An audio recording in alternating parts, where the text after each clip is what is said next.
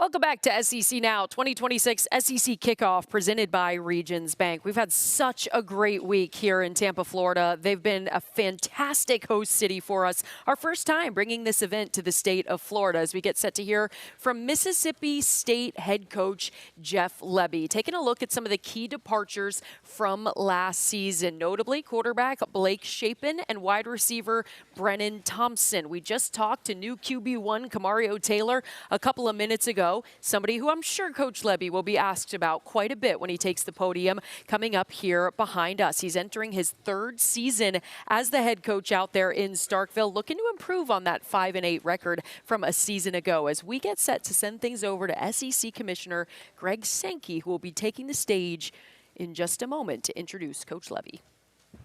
Jeff Lebby will be entering his third season as the head football coach at Mississippi State University, and he's been a part of high-octane offenses at every stop of his career at Oklahoma, Ole Miss, and at Central Florida. He's no stranger to the Southeastern Conference. Prior to joining Brent Venables' staff at Oklahoma, he had spent 2 seasons in Oxford at Ole Miss as the offensive coordinator and quarterbacks coach for the Rebels.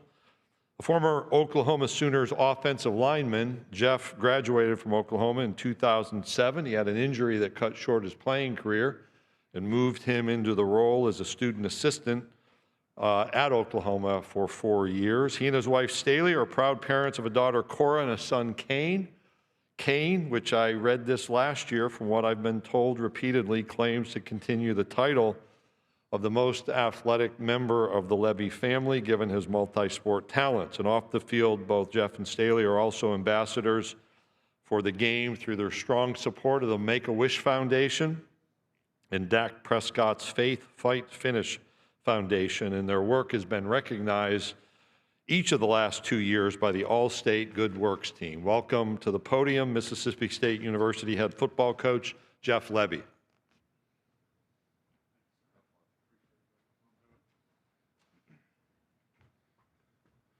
Commissioner, thank you. It's a privilege to be here, SEC Media Days. You know, as I think about year 3 for us, I think about taking the next step, and that's what it's all about this fall. And as we talk about taking the next step inside our program, I think back to the beginning of January and where everything started to give us the opportunity to go change the outcome and do what we're trying to do this fall. And as you think about January, probably the thing that I'm most proud of since walking in the door in Starkville is the fact that we were able to retain the way we retained this past portal window. And the 3 guys that are with me today, a huge piece of that, but a lot of layers inside our locker room that chose to be a part of what we're doing, because there's great belief, there's great confidence, there's great energy, focus, and edge on going to chase it and putting our best foot forward to get ready to go win games. As we talked about retention, then it was player acquisition. It was being able to go address the needs that we had, both lines of scrimmage and in our secondary. We were able to get that done, and excited about those groups as we're now, just 2 weeks away from being able to be back on the grass and get ready to go practice. Another big thing for us in the offseason was staffing. And there's been a ton of talk about bringing back Zach Arnett as our defensive coordinator. What he's done for me and for us on that side of the ball since January has been huge. His experience, the play calling ability, and him being able to create stress for the other side of the ball is something that we needed in a great way. Alongside Matt Brock, co-defensive coordinator and linebacker coach, another guy that, again, has called defense in our league, that has great experience, that has been another great asset for us inside our walls. And then on the offensive side, adding over 25 years of experience from a coordinator standpoint with, you look at Philip Montgomery and you look at Kevin Johns, both guys that have called plays for a really long time, have had a ton of success, and bring an incredible amount of experience to our room offensively, which has been great. So we're going to keep talking about it. We're 2 weeks away.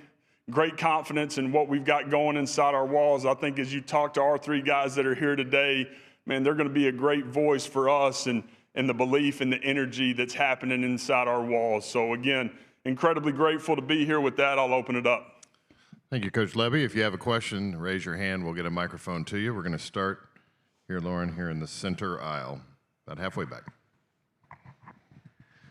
Hey, Coach. Nick Laza from WOG in Athens, Georgia. You've made it a priority on offense to win with speed. Can you tell us a little bit how Marquise Johnson attributes to that methodology?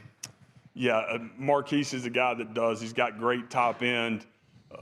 He's a guy that he can stretch the field. What I'm excited about in that room is the depth in that room. There's an incredible amount of competition, and that's going to be fun to see sort out through fall camp. So got some real tools inside that room where there'll be great competition. Okay, we'll stay in the center aisle, just over on the other side. Coach, Hunter Dawkins, the Gazebo Gazette, Super Talk Mississippi News.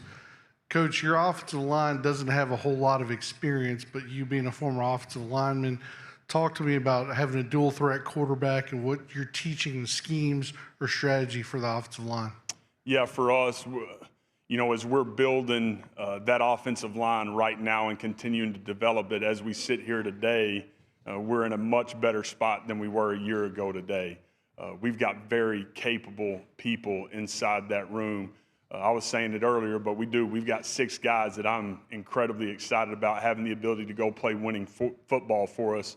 Being able to continue to develop the depth in that room, man, that's going to be huge, even the next 2 weeks and then into fall camp, so that we do have the depth that we need. We're going to be able to do it all up front, though. We've got to have great balance. That's going to be a huge part of our success. Coach, we'll go down in front of me in section, third row. Good afternoon, Coach Lebby. I'm Jelena with Jelena Porter Communications. It's nice to see you today. So you are going into your 3rd season with the Bulldogs. They say 3rd time's the charm. So first things first, what gives you the most confidence going into this year versus the past 2 seasons? And just an aside, Mississippi as a whole, as we know, has made a lot of national news lately. So I just like you to shed some light on what's so special about Starkville or Stark Vegas, as y'all like to call it, I hear, and why you and your players enjoy being there. Yeah, the first part of the question, the thing that creates the most confidence for me is our roster. Our roster is in a much better place than it's been the last 2 seasons, so that immediately gives you a chance to upgrade and change the outcome. I think the next thing that I'm, again, most excited about, that I've already talked about a little bit, is just the retention. So guys being back that had to live some of the things that we lived last year and go through some of the things that we went through. And I hate using the word, but being close and having the ability to go change the outcome and take that next step as a program, but be able to change the outcome on those Saturday afternoons. So great confidence starts with the roster and the retention of the guys that we needed to come back. The thing that makes Starkville so special is the people. There's great connection, there's great community, there's great support, and there's a lot of love in a small college town where people are pulling the rope the same direction. And I love that. I love it for my kids and for my wife to be able to be there in such a cool community, and it's how I was raised, it's how I grew up, and same thing for my wife. So that's why it's special to us. Okay, we'll go back down the center aisle to our right-hand side. Hey, Coach. Brian Sprower, Columbia, Missourian. You talk about taking that next step as a program, but during the midseason this year, you have a really tough stretch, starting with Alabama and then 3 straight road games in very hostile environments. What would you consider successful during that stretch to help you get to that next step? Yeah, I haven't thought about necessarily that stretch. We've got a 12-game regular season schedule that is incredibly difficult. And so for us, it's about truly being able to reset one at a time. And everybody says it, but it's such a real thing as you live it. And then you look up on Sunday morning and you hope you had the outcome that you had on Saturday, and man, you're ready to get right back to work and go chase it for that next Saturday. So as we look at it, every single week is going to create challenge. It's about how we handle it. It's about how we prepare to give us a chance to go execute and go win. Okay, we'll stay in the section over to our right-hand side, about 3/4 of the way back. Hey, Coach. Landon Tucker, MPW Digital. Some of your players went somewhat viral with a TikTok dance recently. I was wondering, is there a scenario or maybe even a win total that would somehow get you in one of those videos with them? Absolutely not. Ask Kelly. If you have a question, raise your hand. We'll get a microphone. We'll bring one up here, 4th row to Barry. Yeah, Jeff Barry Trammell from the Tulsa World. You guys ran it pretty good last year, but a lot of teams didn't, a lot of traditionally strong teams. Something going on with college football defenses now that are sort of clogging up the running game for a lot of people? I think, and again, in this league, I think the lines of scrimmage and what is going on in the defensive lines, along with scheme, has made it really hard for people to line up and just go run the football in traditional ways. I think you've got to put air in the defense. I think you've got to scheme to set your guys up for success. And I think the defensive lines, again, in this league and how people are cutting the front and changing structurally makes it really, really hard to be able to go execute from play 1 to play 75 and run the football the way you need to. But that's going to be critical for us. We're going to have to run the ball really, really well, want to be explosive in the run game, but we're going to have to be great situationally and get done what we want to get done. Hey, Coach, we'll go back over here to our right-hand side, over to the right. Over here. Hey, Coach. Brad with College Sportscast.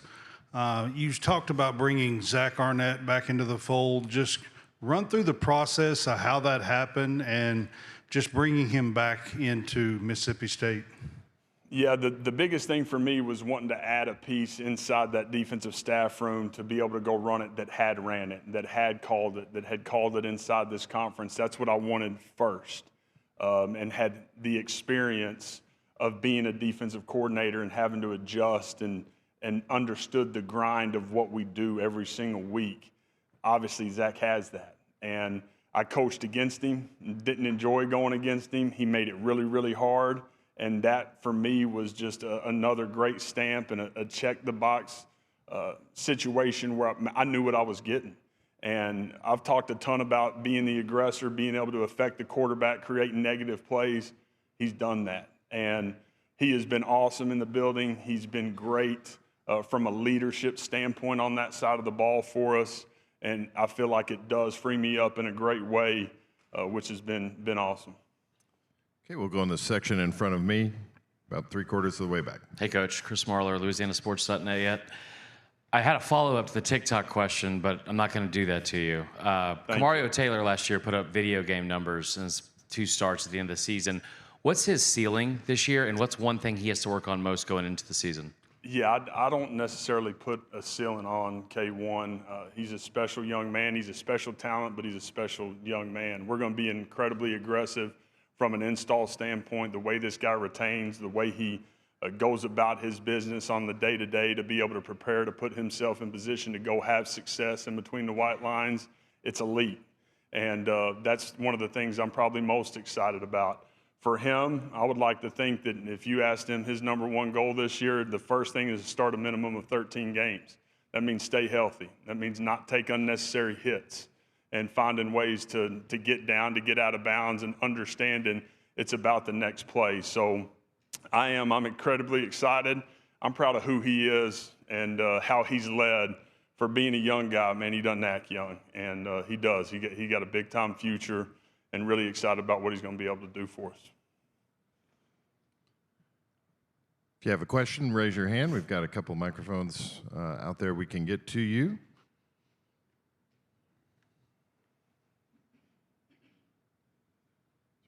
All right. Anyone have any additional questions? There's one right here in the center. Hey, Coach. Craig Stevenson, AL.com. Fluff Bothell was a guy that split carries last year with Booth. Booth's now gone. Do you foresee Fluff being the main guy in terms of workload this year? And who might, can he handle, I guess, the full-time load if that's the case? Yeah, I do. I think Fluff will be the guy for us that takes the bulk of the carries. I also love the depth in that room with Colin Wilson, Xavier Gayton, and a couple of young guys that we've added to the roster that got here in January. So really excited about that room, specifically Fluff, as he's had a great spring and a great summer and ready to go have a big year. We've got one over here on our right-hand side. Yeah. Coach Jake McMahon with the Commercial Dispatch in Columbus, Mississippi. Talk about your strategy recruiting in the portal this offseason and sort of how you were able to bring in guys who already had some SEC experience to your program and what that means. Yeah, when you start those conversations, it's about opportunity, what their opportunity looks like as they get in the double doors and understanding where we need to upgrade. I mentioned it, but both lines of scrimmage in the secondary, I think guys understood that when they walked in the door, if they're transferring in with some playing time, they were going to be guys that had the ability to go compete and win a job, and that's where it started. So I like who we were able to acquire in the portal window, and we'll see once we put the ball down here in a couple weeks. Okay, we'll go over here to our left-hand side, third row. Hey, Jeff. Nick Douglas with Elite Media Network. What is going in getting a player like A.J. Swan, a veteran in that quarterback room, with Camario being the presumed starter? What does A.J. bring to that room? Yeah, just experience. A guy that's lived it. He's done it. He's been a lot of different places. He's been through a lot of different schemes, a lot of different coordinators. So he's a guy that does. He creates real depth for us at that position, which is absolutely critical for us right now. So like where A.J. is, again, the biggest thing for me was a guy that had lived it and done it and played a bunch of ball, and he's done that. We'll go in the section in front of me towards the back of the room. Chris Marler again. You go to Minnesota in week 2. They're top 10 in the country in returning production. How big of a game is that for y'all in general, but also maybe for the optics of the SEC in that early non-conference? Yeah, it will be a huge game, just like every one of them on Saturday afternoon this fall. But that one, obviously, as we go on the road week 2, it'll be a huge game. We're going to fight our butt off to go represent the SEC the right way in our state and obviously Mississippi State. So that'll be a big one. We'll go all the way to the back corner on our left. Hey, Coach. Tony Marks from the Athletic Gazette. You guys play LSU this year for the first time in several years. So what does it mean to you to go to LSU and play Tiger Stadium, and what kind of environment do you expect this year? Yeah, it will. It'll be a great environment like it always is there. Another incredible challenge as we go play, and I believe it's an 11 a.m. kick there that Saturday morning. But again, for our guys to be able to go into these different venues and be able to, go compete at the highest level in some of the best venues in the world is, it's special. Our guys are incredibly grateful and thankful for the opportunity. But that one, just like every other one, we're going to be fighting our tail off to go win. So it'll be a great Saturday morning. We have a question over here on our right-hand side alongside the wall. Hey, Coach. David Gibson, WJTV in Jackson. I see you have a 4-game tough stretch. What's your mindset going into those games, LSU, Oklahoma, Texas? Yeah, again, for us it is, and mentioned it earlier, but it's truly 1 week at a time. If you try to think about the entirety of it, you can get lost in it. So it's going to be about week 1, September 5th, being able to put an incredible product on the field at Davis Wade as a home opener, and then we'll reset and be ready to roll that next week as we go up to Minnesota. So 1 week at a time, week by week. It sounds like coach talk, but it's a real thing. Okay, we'll go in the section in front of me, about halfway back. Robert. Yeah, Coach. Robert Sussa, the Bryan College Station Eagle. Since Tyne Warren's a local boy for Bryan, just what do you feel he brings to your program? Yeah, again, I'll talk a ton about experience. I love Ty's experience.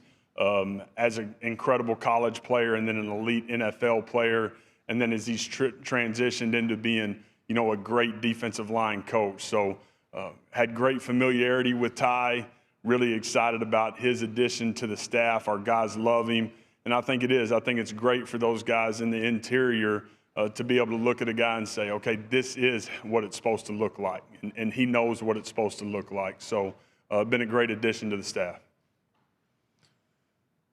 If you have a question, raise your hand. We'll get a microphone to you. We've got one in the back. We'll get a microphone to Drew there. Thank you.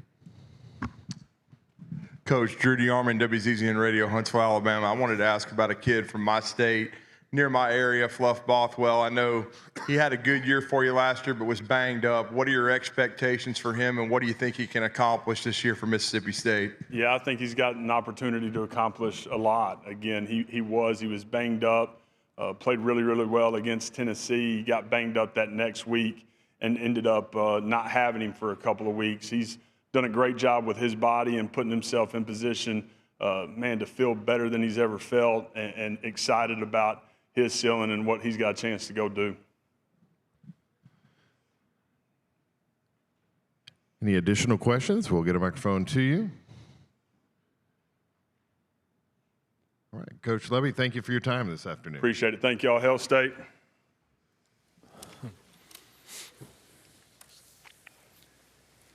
Mississippi State head coach Jeff Lebby answering some questions on the podium as he continues to make his rounds through SEC Media Days here on our final day. We've learned a lot this week. Obviously, we expect to see another jump from Jeff Lebby and Zach Arnett now back in Starkville coordinating the defense. I want to kind of get that bigger picture take from you guys. Let's go back to last year at this time. Sure. Yeah, go ahead.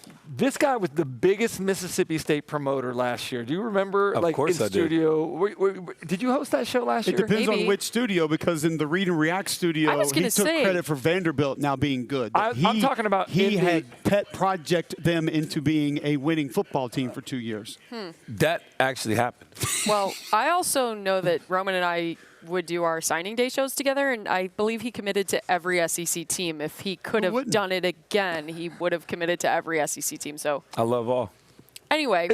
I did pick Miss. I told you. You did in the overcast early on. Yes. Win total. I think they'll be better this year. I Yeah. just don't know it'll reflect with as many wins. You know, like the jump is not going to be as significant, if at all. You look at their schedule in the month of October. They got to go against Bama. They go to LSU. They got OU coming to town, and they got to go to Texas. It's a brutal October. I don't know if they can make enough hay with the improvement that they're going to make. I think about their schedule last year, though, and I think about the record. And I went back and I watched some of those games back because I was on the call for a couple of these games, and Cole, so were you. I think about Tennessee eking one out in overtime in Starkville. Should have in football. Florida managed a 2-point win. That was in Starkville, That was in too, I believe, in Gainesville. Gainesville. And Texas also needed overtime Should've to won beat that one. Mississippi Fair. State. Yeah. Those are 3 games. We're talking about a totally different year 2 under Jeff That's a good Lebby. point. If they win those 3 games, that is an 8-win season for them. Now, obviously, that's not what happened. We're not here to rewrite history, but in year 3, do you see those close games maybe bouncing a different way for Mississippi Could, State? and I'm going to give you something about this football team that I don't think a lot of people are going to talk about. We normally would not. We can talk Kamario Taylor and him getting a little bit more consistent, making better decisions on a more consistent basis. I love what Jeff Lebby has done with his staff. Give me another college football team ever that has 3 currently on staff coaches that have been or are the head coach of the football team. Greg Knox is on this staff. Zach Arnett's back, and Jeff Lebby obviously is now currently the head coach. Paul Rhodes is on staff. He's been a head coach in college football. Philip Montgomery, he just added Matt Wells, who has been a head coach in football. He brings back Mason Miller to help with the offensive line where they have struggled. He was there in the Mike Leach Air Raid days. Phil Lodeholt, who was a great offensive lineman at Oklahoma, is their coach in the offensive line. So I think he's gone some of that experience and found guys where he can say, hey, how would you have handled this situation? How would you have handled this game late in the fourth quarter? And maybe can come down to his office and give him a little advice of manage it this way. Maybe try to do this next time. Let's try to attack this way if we have a 3-point lead or are down 3 late in the third, early fourth quarter. I like this, not trying to cut you off, Lane, but you also don't want to have too many chefs in the kitchen. It's still his job to But I get think everybody those guys in all alignment. respect the fact that it's his job. I do, but I don't want too much. I think Jeff Lebby's done a really good job in a short amount of time. Continue to build it and continue to trust yourself. Continue to trust yourself. And I like bringing in a lot of people that have been through the wars and everything like that. But ultimately, trust yourself because you are the reason why Mississippi State is where they are. Oh, One reason he might not be able to do that is he's calling plays. Yeah. And he does not want to give that up. That leadership around you, right? That's We've what all got him talked there. to Jeff Lebby at length. We all really enjoyed talking ball with him, Yes. right? And he's one of those guys who's going to be honest with you. And if he's going, hey, if I can bring someone in who can help me see something that I might not necessarily see, he's going to do that. Also notable, Kamario Taylor, yes, is QB1, but they brought in a notable quarterback transfer to back him up in A.J. Swan, a name that we are familiar with and has played valuable reps in the Southeastern Conference. Speaking of quarterbacks getting big reps, obviously Arch Manning had his first season as the full-time starter last year. As we take a look at his first 3 games versus his final 10 games, a tale of 2 different stories. He's here making the rounds through Media Days.